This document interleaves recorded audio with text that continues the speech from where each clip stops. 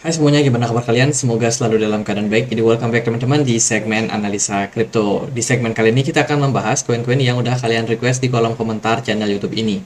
Teman-teman, pertama-tama perkenalkan ini adalah Andre Greenstone Channel. Di channel ini kita akan lebih banyak membahas soal dunia cryptocurrency dan juga blockchain. Ya termasuk di dalamnya adalah kripto-kriptonya juga, teman-teman. Jadi, teman-teman, kita punya dua segmen utama. Yang pertama adalah analisa pagi, yang kedua adalah analisa kripto. Analisa pagi kita akan membahas untuk update news sama pergerakan dari market, khususnya market Bitcoin. Dan di analisa kripto kita akan membahas koin-koin yang udah kalian request di kolom komentar channel YouTube ini. Jadi aku udah dapat banyak sekali masukan. Thank you banget teman-teman yang udah ngasih ide ya. Kita akan bahas hari ini untuk token Flare, satu lagi adalah TKO atau Toko Token. Teman-teman, pertama-tama mohon maaf, di rumah ini lagi hujan deras banget ya. Jadi kalau nanti ada suara gemericik air masuk, mohon dimaklumi teman-teman. Dan juga kalau kalian punya saran, mungkin pasang peredam apa yang bisa mengurangi suara air, boleh dong untuk bantu sharing di kolom komentar. Teman-teman, kita akan masuk ke pembahasannya dari token Flare ya. Sebenarnya Flare udah kita pernah bahas di video kapan nih? 4 bulan lalu. Waktu itu Flare lagi baru listing ya, baru listing beberapa bulan di KuCoin dan banyak sekali memberikan airdrop teman-teman. Dan ya, kalau kita lihat memang pergerakan hari ini Flare sudah bisa dibilang drop cukup parah ya. Harganya hanya ada di kisaran Rp176 saja. Marketnya turun sekitar 85% dalam 1 tahun terakhir. Dan ya, kurang begitu bagus kalau kita lihat. Lalu apa sih yang menyebabkan kenapa harga dari Flare bisa mengalami penurunan? Kalau kita lihat, sebenarnya dari project yang dilakukan Flare ini cukup aktif. Secara offline mereka cukup aktif bikin acara seperti Hacktown. Bahkan kemarin mereka menghadiri acara dari Ripple. Ya, karena Flare ini berhubungan sama Ripple, teman-teman. Jadi dia running di blockchain-nya Ripple. Kemudian Flare ini juga ada acara kemarin di Istanbul. Jadi sebenarnya secara project mereka terbilang bagus. Terus dari Flare sendiri juga kemarin itu bukan ini beritanya, yang mana ya beritanya? Nah, Flare itu ada upgrade sebenarnya kemarin ya, upgrade dan juga ada distribusi untuk airdrop untuk holder dari XRP, teman-teman. Jadi Flare ada upgrade yang ini ya, Flare ya ada hard fork and new upgrade, dan ini merupakan sebuah berita yang bagus sebenarnya. Secara fundamental project dari Flare ini bisa dibilang diimprove. Kemudian tidak sampai di sana, sebulan terakhir juga ada berita soal burning token yang mereka lakukan. Akhirnya Flare burning supaya jumlah token yang beredar di market tidak terlalu banyak. Ini beritanya tanggal 13 Oktober. Dan ini berita yang positif untuk Flare sehingga menyebabkan kenaikan dari harganya. Itu poin positifnya, teman-teman. Poin negatifnya adalah Flare ini koin atau token yang banyak sekali membagikan airdrop. Bahkan ini mereka ada klaim airdrop di tanggal 10 November kemarin. Ada beberapa member yang sudah mendapatkan atau yang sudah tercatat ya untuk menerima airdrop, teman-teman.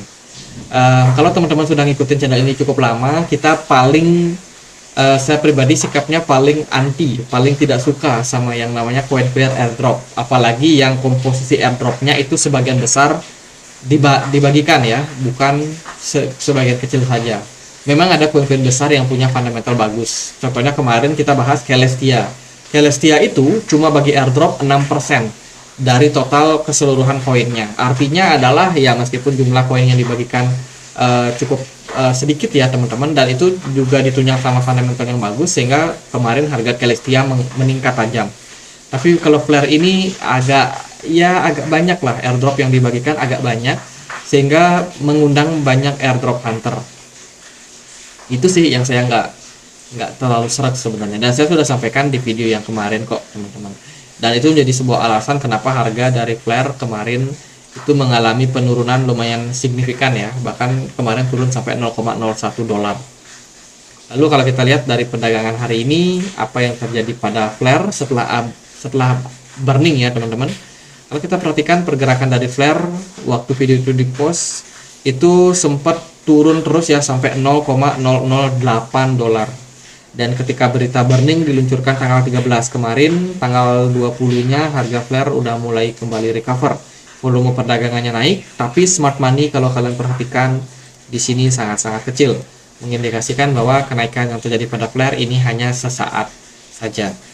Ya, flare mentok sampai level 0,01 dolar, kemudian melanjutkan fase koreksinya dengan menuju target ke 0,0104. Jadi ya sekarang koreksi dulu untuk flare, teman-teman. Apakah flare bakalan running kembali menguat atau enggak ke depannya? Ya saya pribadi tidak tahu pasti, tergantung bagaimana mereka membagikan koin-koin yang mereka punya. Nah, ini kita juga sudah cek nih dari beberapa coin tracker, salah satunya adalah Certic. Flare bisa dibilang dapat rating 3,7, which is itu triple B. Ya, poinnya 70 lah rata-rata, teman-teman. Flare ini lemah di bidang security sama governance strength. Artinya token tata kelolanya tidak terlalu menarik dan juga keamanannya tidak terlalu menarik. Sementara dari operational resilience, pendanaan mereka cukup kuat, market stability mereka kuat, community trust mereka juga kuat. Secara fundamental, kesehatannya hanya 70, teman-teman. Ya, tidak terlalu wow sebenarnya ya kalau kita lihat dari project Flare ini. Jadi gitu beberapa poin yang kita sudah sampaikan. Sekali lagi, secara fundamental mereka ada upgrade hard fork, artinya ekosistem mereka ataupun blockchain mereka di-upgrade terus sistem teknologi keamanannya. Tapi di sisi lain mereka masih banyak distribusi airdrop, dan itu menurut saya menjadikan lebih banyak lagi airdrop hunter yang masuk, sehingga ya mereka masuk cuma buat ambil token, kemudian mereka lempar lagi ke market, dan itu bikin market cenderung turun. Karena kalau koin mau naik, idealnya sih lebih banyak holder, sehingga koin tersebut likuidasi di marketnya berkurang. Ya, ketika bandar mau naikin ya cenderung lebih mudah, teman-teman. Ya, pada kasus Flare ini kenyataannya seperti itu, marketnya cenderung turun dengan level support kisaran 0,1 dolar sebagai target. Apakah kedepannya bakal naik? Tergantung. Kalau mereka bisa burning lagi koinnya sehingga mengurangi jumlah supply yang beredar, itu bisa menjadi sentimen yang positif untuk Flare. Target-targetnya tentunya masih ada di kisaran 0,016 dan juga di 0,02 dolar masih berpotensi dicapai kalau mereka tetap improve dan juga upgrade untuk projectnya.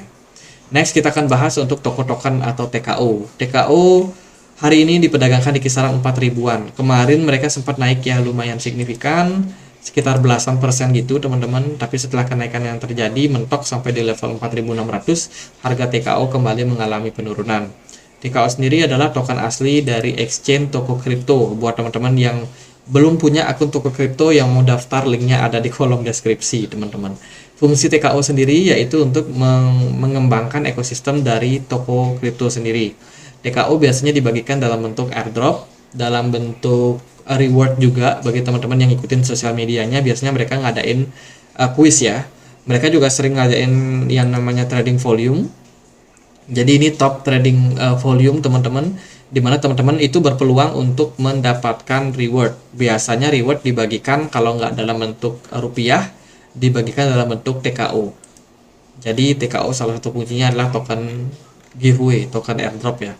Begitu juga kalau teman-teman ngikutin acara-acara seperti trading bareng dan lain sebagainya, itu biasanya dibagikan dalam bentuk TKO untuk rewardnya. Jadi TKO sendiri menunjang ekosistem dari toko kripto, teman-teman.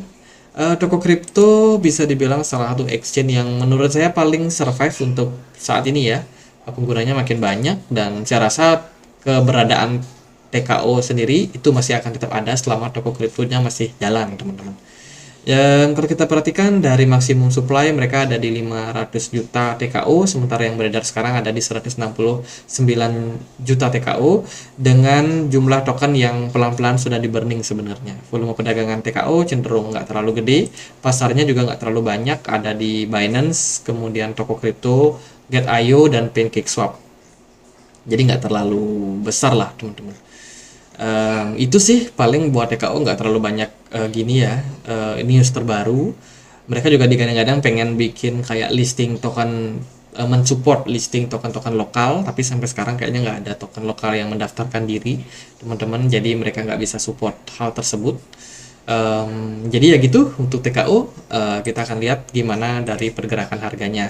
Overall memang TKO cenderung slow ya, pergerakannya cenderung slow. Memang beberapa waktu sudah mengalami kenaikan, tapi kayaknya udah mulai masuk koreksi lagi. Di perdagangan kemarin volume perdagangannya meningkat dengan smart money yang lumayan banyak masuk ke market, teman-teman.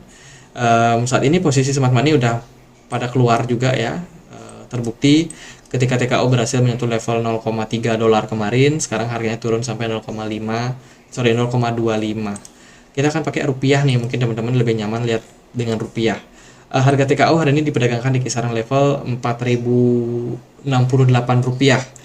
Pergerakan TKO apakah masih bisa naik atau enggak? Ya tergantung supply and demand. Kalau dari saya sih melihat TKO masih akan berpeluang naik setidaknya. Nah, ini jangka pendek, kisaran level 8.000 menurut saya cukup realistis untuk dicapai TKO. Meskipun buat sampai ke sana kita butuh dukungan dari Bitcoin sendiri dan juga butuh dukungan dari bull run, teman-teman. Kemudian beberapa level seperti 15.000 kayaknya masih bisa dicapai ya untuk TKO sendiri, tapi kalau level-level di atasnya saya agak-agak tidak yakin, teman-teman. Apalagi bisa balik ke 50 ribuan. Saya kurang yakin. Saya lihat di level 8 ribuan ini aja mungkin udah banyak selling pressure yang akan masuk. Ya, syukur-syukur kalau bisa ke 15.000, teman-teman.